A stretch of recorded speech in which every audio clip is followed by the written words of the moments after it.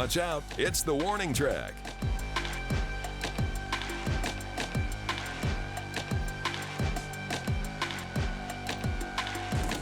Welcome back to another episode of The Warning Track, episode 59. Wow! 59. 59! We turned these out, Ethan. 59! I know it's That's- 55. But.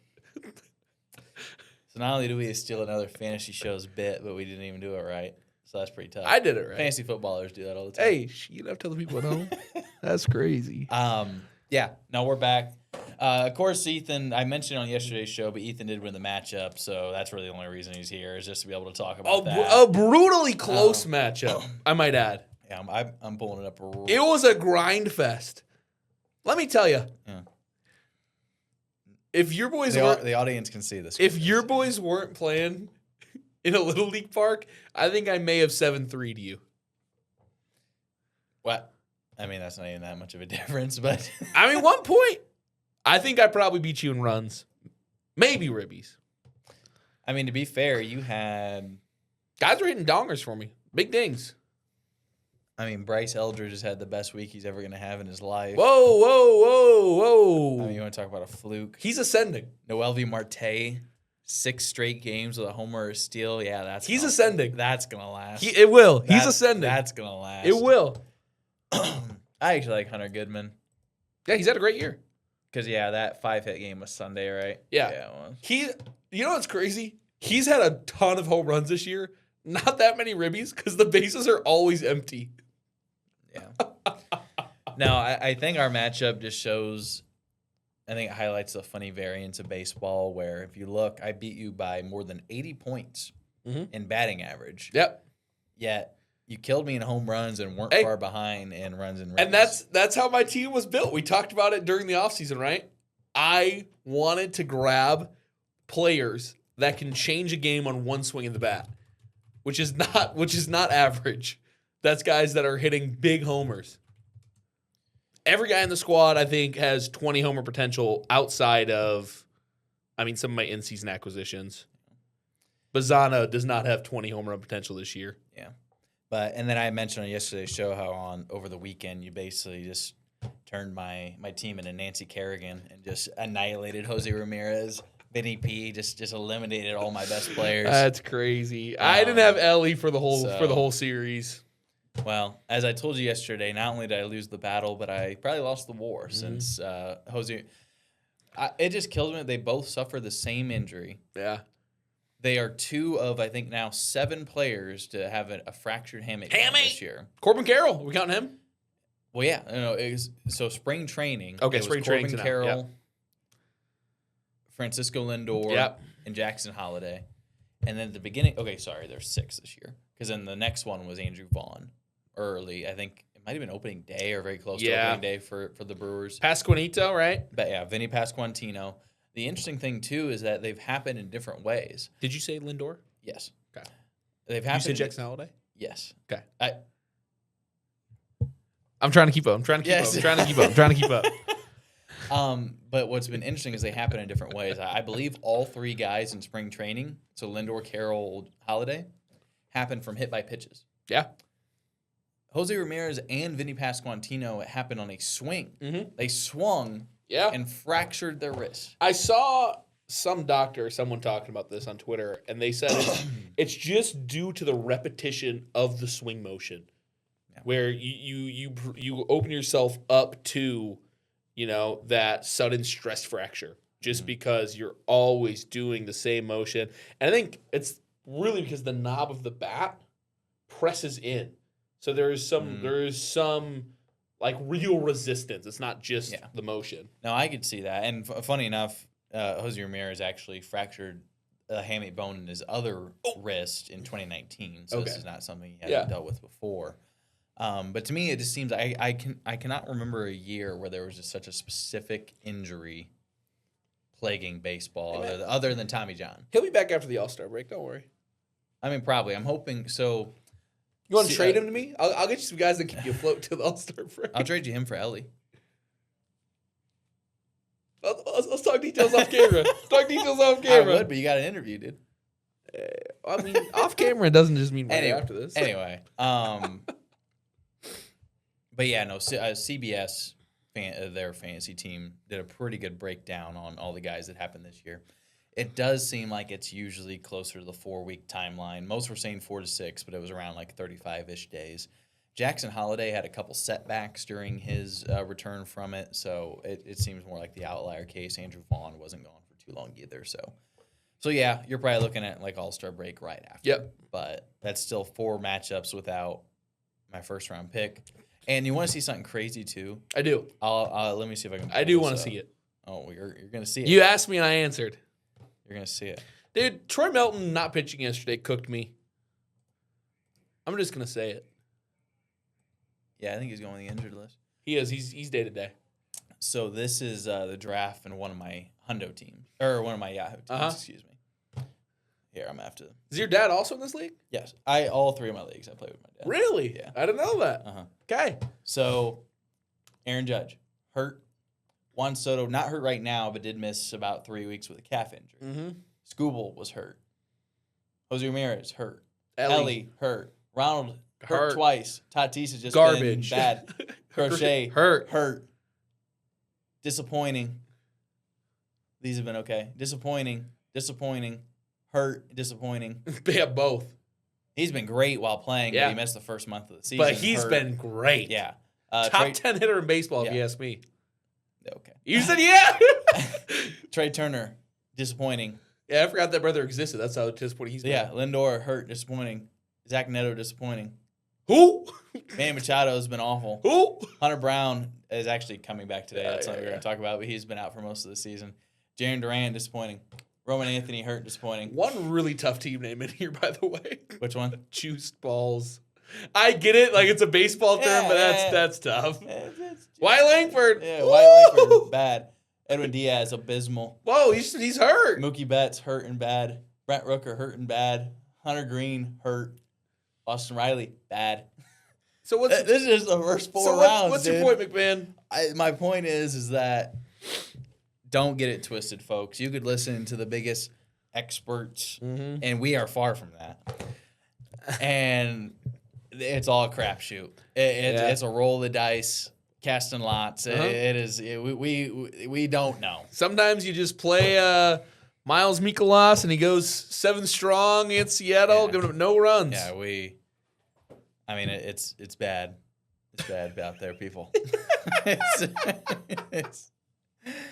We're especially as we're hitting like the dog days of summer. Crazy, the first official day of summer is next week, but yeah, it kind of just comes down to what team is the least hurt.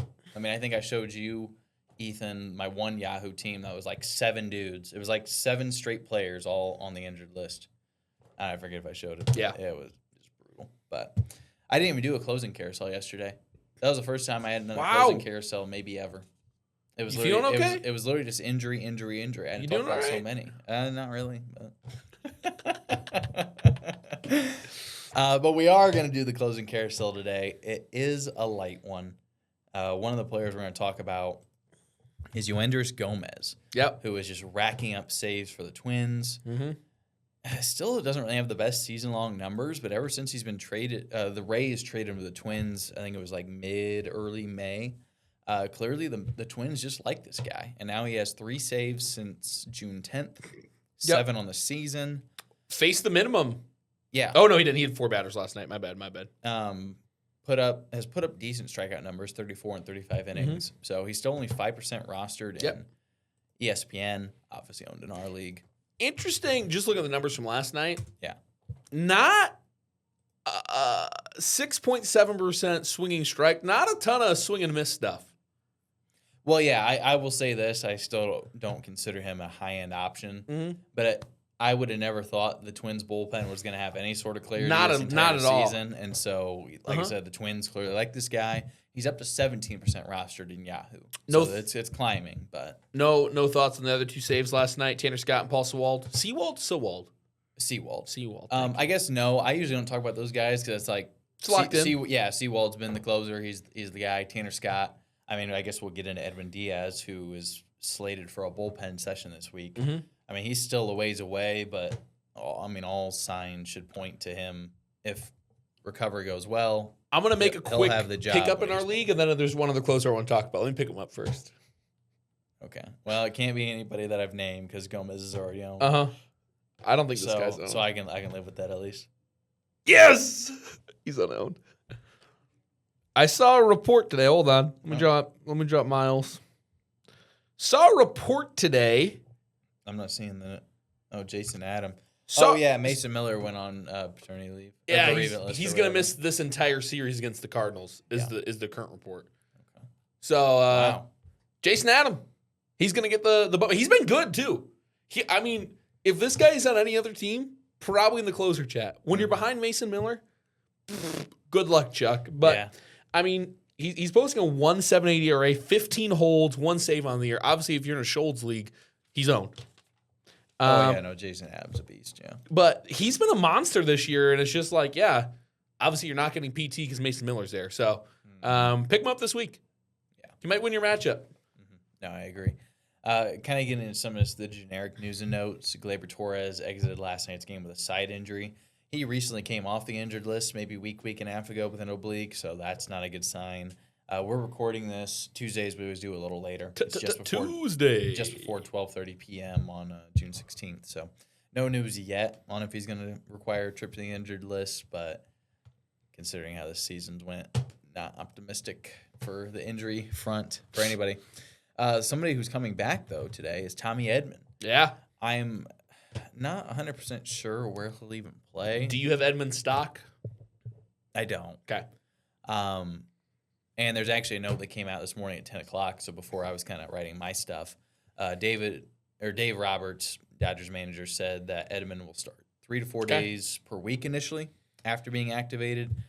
So it sounds like they will build him up again to a full-time role, probably just his usual super utility. In Yahoo, he has eligibility at second, third, and outfield, which is very valuable. But he's only 7% rostered. If I remember correctly, he had a pretty rough season last year. He started off on fire, I think, and then just went completely ice cold. He's getting up there in age. Is hurt. Actually, he's only 30. That's kind of crazy. But yeah, last year he only had a 655 OPS, so he doesn't steal bases anymore. He hasn't stole 20. He stole 27 in 2023, but the last 2 years he has done nothing. So yeah, I'm not really too in on Tommy Edman. I don't know if that's somebody you're looking at. Like I said, just like a utility super flex guy. I'm good. Okay, well, I figured otherwise I'd be getting a notification right now. Yeah. So. Somebody who probably is owned, Teoscar Hernandez, could start a rehab assignment this weekend. Like I said, he's another one just with the emergence of Andy Pages this year. I just don't know how the outfield's going to shake up. Yeah. Now, he is 86% rostered. My assumption is he is going to play full-time. He's had a good season, batting .276. Power's a little down, but 30 homers, 31 ribbies, fantastic lineup. So, yeah, hopefully we'll get him back probably next weekend, maybe early the week after. But, yeah, he should be back soon. Can I bring up a name that you don't have? Let's hear it. Let me make sure you don't have it because I just asked you 3 names that you'd already said. Yeah. I picked this guy up, but this isn't just because I picked him up. But kind of similar, just called up. I remember last time I was on the show. It's last week Tuesday. Was that last week Tuesday? No, actually. Or yes. You came in the middle of recording. You said something. You said, we were talking about prospects, and you said if there is a top 100 pitching prospect called up, I probably want him with how bad pitching's been. J.R. Ritchie got called up initially just to be an arm in the pen. Takes over in a game. I think he goes 5 innings, throwing some electric stuff. 5 innings against the Mets on the 12th. 5 Ks, no earned runs, 2 hits, 2 walks. Right? Great stuff. Yeah. And now the report is he's going to be a starter. He's found his way into the rotation with Strider out. So he's going to have an opportunity to win that spot. And so I think that's a guy that if he's not owned in your league because people don't realize that he's going to get a turn in the carousel, I would grab him. He's so young. Obviously, his first time up the majors did not look good. The control wasn't all the way there. He was giving up way too much good, hard, barreled contact. Where's the stats from his first call up? Yeah, 5 hits, 5 earned in a loss against Miami. 5 days prior to that, he gave up 2 hits, an earned run, 3 walks. His outing before that was against Seattle. He gave up 6 walks. The control wasn't there.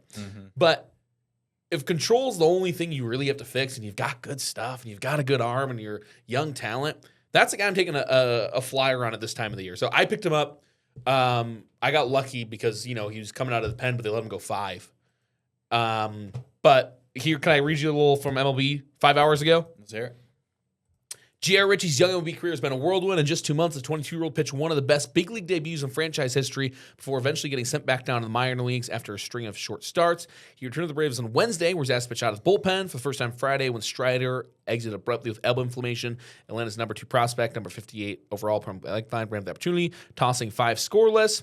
I'm going to skip down a little. Is this from the coach? Is this quote? We'll just insert Ritchie into Strider spot. He threw the ball really well. He's obviously built up and has been making starts in AAA. He threw 70+ pitches, so he's ready to go, said Walt Weiss, the manager. Well, yeah, and I think the thing I like about this the most is with Spencer Strider getting hurt and having no timetable for return. I think as long as he performs, he should keep that spot. And so, yes, no, I really like that. Strider's not the only injury. I mean, I saw a report that they were looking at trading 2 starting arms at the deadline, which is crazy. The Braves trading away? No, acquiring because that makes sense. Because how shaky the starting rotation's been. Yeah. And if that's a report out of a team and their number 2 prospect is a pitcher who just went 5 without surrendering a hit, yeah. Or 2 hits, without surrendering a run. So, I mean, he's going to have a good runway. I mean, here's the other thing. Strider shut down from throwing for at least 4 weeks with a potential return in the season's final 2 months following an MRI and appointment with Dr. Keith Meister, while starters A.J. Smith-Shawver and Spencer Schwellenbach have begun throwing, with Smith-Shawver more advanced in the progression. Both are still a ways away from returning to game action. That leaves Ritchie with a second opportunity before the All-Star break to solidify his spot in the rotation. I mean, obviously, this is a guy that's underwent Tommy John early on in his career. I think that was in 2023. So this is a good opportunity for the kid, and I think a good pickup considering you've talked about all the injuries. And I mean, you got space for another pitcher on your team. I just know you do. Yeah. No, I just picked him up in one of my Yahoo leagues while you were talking. Wow! Is that the first time I've ever dropped some knowledge and you made a pick because of it? Maybe. I'll take it. I'm growing. Looking at his numbers, he doesn't have quite the strikeout upside of other elite pitching prospects. So, like, if for some reason a Gage Jump is still available in your league, I'd probably take Jump over. Even pitching in Sacramento, I'd probably have Jump over Ritchie. But yes, you're completely right. Any arm with any resemblance of 100%. Life, I want. And kind of looking at his numbers, walks too many people. Yeah, the walks have been high this year. The walks have been high. In the minor leagues, he has 20 across 39 in the third. In the majors this year, 18 across 30. But so that's not good. He throws a nice mix of pitches, and he's young. So he's got, can I give you the pitches? Yep. Curveball throws a quarter of the time, 4-seam 21% of the time, that changeup 18%, 14% of his pitches are sinker, 11% slider, 10% cutter. I mean, he's got a nice, healthy mix of pitches. If you look under the hood, the thing that's great is guys don't barrel the ball up against him. And it's because he's throwing so many different pitches, right? It's hard to get a read on what's coming out of his hand. Yeah. So, and it needs to stay that way because he is walking guys and not getting you can't do both. Yeah, you can't do both. So, I mean, I don't know if long term he's going to be like a good ground ball pitcher because guys aren't bailing him up. But if he can control those walks, he's not going to get you a lot of Ks. But his ratios are good if he controls the walks. So. Yeah, I mean, he's got an expected ERA of 4.39. Not great. But the expected batting average is only 2.33, which is above league average.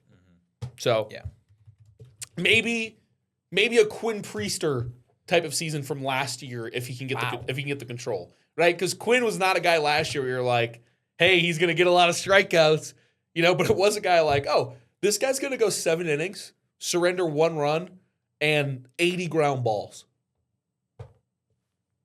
Give it a go. There you go. He deserves a pickup. No, I like it. He's only 7% owned in Yahoo, so Wow. even less in ESPN. This is a proud moment for me. Is not the baseball guy. It's just the Brewers guy. Yeah. Well, this isn't quite your 2025 Cam Schlittler Oh! level where ESPN literally did not even have him in a system. Yeah. I'm surprised you don't have that like hanging up on your. Listen, I don't want to boast too much, but that is true. I was on Cam Schlittler before he was available to pick up in leagues. Yeah, in ESPN, Yahoo did have like the ability to pick him up. Yeah. But yeah, he was. Yeah, and now he's just one of the best pitchers in baseball. But that was my interjection as guys to pick up. You're talking about these guys returning, not a return from injury, but a return to the league. Yeah, no, like you said, I do think that is really flying under the radar because he's already kind of been up in some capacity. So, yes, go get J.R. Ritchie. Yeah, unless guys like Gage are still available. I mean, I don't know how big or small your league is, but yeah. Like I said, Gage is 30% roster in Yahoo, so way more than people are on Ritchie at the moment. But and even he hasn't really quite put up strikeout numbers yet, but he definitely did in the minors. So, there's a couple more names. Yuri Perez is having a rehab start on Thursday. Should be back probably in a couple weeks. Pitchers obviously take a little longer for their rehab. Where are you on Perez? Because he's had some good games this year, and he's had some. You just stole what I was going to ask you. I think He's had some awful outings this year. The only problem is I think it'll be a little tough to target him right now since he's about to come back from the injury. Mm-hmm. But I like Yuri Perez. Like, for example, in one of the leagues I have Ryan Weathers in. Yep. Who's kind of had a little bit of a rough. Honestly, their numbers kind of remind me. They're very similar. They both have good strikeout numbers, but yeah, I've just had some starts where they get absolutely lit up. I would definitely take Yuri Perez over Ryan Weathers rest of the season. And yeah, if there's somebody who's like, I can maybe salvage some value off him because he is going to come back in a couple weeks. I think Perez is somebody to target. I don't know about you. I mean, Perez was my IR stash last year. I don't remember that. So I mean, he got championship ring with the boys last year. I mean, you just have to know. It kind of feels like not maybe the same profile as Blake Snell, but like the same outcomes where it's like, this guy's gonna have some terrible blow up games. I mean, he throws a better fastball than most guys in the league. I mean, his four seamer is unreal. It sits like 98.2. But he walks guys, and he gives up some absolute mashes. I mean, he's not missing barrels, but he's throwing the snot out of that ball. Yeah. So, I mean, I think you live and die with it, where you just know that some weeks you're going to lose ratios because of Yuri Perez. Mm-hmm. It's going to happen. But you're also going to win a lot of weeks because of strikeouts, or when he's not getting hit. When he's not getting hit, you're going to win your ratios because of him. So I like him, but I also like high leverage players. I love go big or go home. I love it. He loves the bling. I love it. The bling. That's crazy. Last name I want to get to, and then we'll probably have to wrap up for the day. Cal Raleigh is coming off the injured list today, Tuesday. Are you targeting him? No, because I have Hunter Goodman. But if I didn't have Hunter Goodman, so you would take Hunter Goodman over Cal Raleigh rest of the season? Wow. This might be bad. He just doesn't. Have you seen any of his AAA starts? I caught some stats. I caught some video clips, and maybe they were clipped out of context. He just doesn't look ready. He doesn't look like he's in full game shape.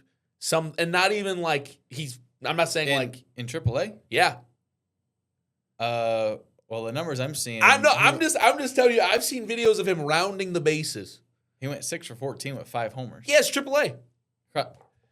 That's pretty good, man. I'm telling you, I saw videos of him rounding the bases, and it didn't look like he was having a good time. Like, it looked like his body wasn't fully right. I don't know. That's just the eye test. You know, I'm an old school guy. It's like Moneyball, and I'm like, he got an ugly walk. I don't know about him. I don't feel super high on him right now. I think rest of the season, he probably finishes as a top 5 catcher. But I think Goodman's the top 4. It's funny you mentioned that because the CBS consensus rankings have, and I don't know if this will change since he is coming back today, but as of right now, they have Raleigh at 5, Hunter Goodman at 4. Really? I've not even looked at him. But it's interesting. Scott White and Frank have Raleigh at 4, Goodman at 5, but Chris has Goodman at 3. Yeah. And Raleigh at 7, which, like I said, my guess is, well, I don't know. I mean, catcher is just so good this year. Yeah, I mean, Langoliers. Ben Rice, Shea Langoliers. Bangoliers. Wilson Contreras, Ivan Herrera, Drake Baldwin just came back yesterday. So, yeah, and then even when you get into guys like Dylan Dingler has 50-some RBIs this year. I mean, catcher's deep this year. Catcher's deep. Yeah, so it's crazy.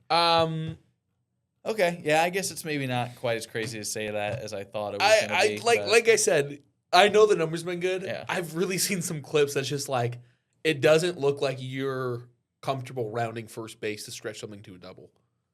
And, like, he's been a sneaky good base stealer over his career, right? Like, he's not fast, but his timing ability is great. Yep. Don't hear me say that I don't think Cal Raleigh is a top 5 catcher talent in the league, because I think he's the number 1 catcher talent in the league. Yeah. Firmly believe that. Last year. But he just does not exactly look like himself. And once again, I know the numbers don't say that. And maybe the videos I've seen are completely cherry picked, and maybe like it was a tough double anyway, or he wasn't going to stretch it out. He just didn't look like himself. Okay. So do you think he's even a buy low candidate at all? I do if you don't have Hunter Goodman as your catcher or Bangaliers. If you had if you're in an on-base percentage league, okay, and you have Ivan Herrera, whose on-base percentage I think is like 410 on the season. Are you taking Herrera or are you taking Cal Raleigh? I'm taking Raleigh. Okay. I think I agree. Raleigh's going to draw some walks. Because I think people are going to see Raleigh and they're going to think of the Raleigh of last year. Yeah. I think he gets pitched around a little more. He's getting on base. Or his on-base percentage is 396. Yeah. Herrera. Raleigh's getting on base. Such an underrated hitter. He's a catcher who has 42 walks and 50 strikeouts. He was on my squad last year. I know. He was a monster. I had him in a couple of Yahoo leagues. But, well, that is pretty much all the time we have for today. Ethan, thank you for joining the show, dude. We love to see it. Thank you for not gloating and destroying me too much in fantasy. It was a tight match, brother. I mean, that one could have gone either way. It looks like I'm playing against our last place team in the league this year. What's his name? John Sheets, run and gun. Oh, run and gun. I didn't realize he got. And I'm duking it out right now. Okay. Well, it's only been one day. I know. Yeah. But that's what I'm learning very quickly as we end the episode. I built my team to beat the average of everything last year. I'm not great in any category, but I'm pretty good in most. And that's just how the team was built, right? With respect to every category except average, I was very like, this is what the average score was last year. I want to draft to beat that. I'm just kind of hovering in every category, every single week. No, you really are. You're no worse than 9th in any category. And other than saves, I don't think you're any better than 5th. I'm not. I'm right in the middle. No, okay, you're 3rd in ERA. In any given week. Second, okay, so you're pitching. Yeah. You're 2nd in whip. So your pitching's good, but the offense is mediocre. But any given week, I can beat you in any category. But also in any given week, you will beat me in every category. This isn't last year Ethan's team where I'm dogging you in runs every week.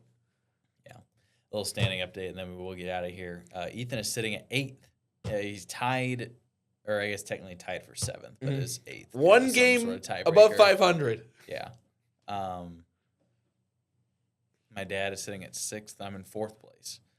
All Rise, despite not having Aaron Judge for a few weeks. Or Murakami. I didn't realize it was Murakami. Oh, yeah, I think so, yeah. He's cracked. Loaded, yeah. Well, anyway, yeah. Thank you for joining another episode of The Warning Track. For Ethan Dahlen, I'm your host, Clayton McMahon, and we will see you on a later episode. Peace. Watch out, it's The Warning Track.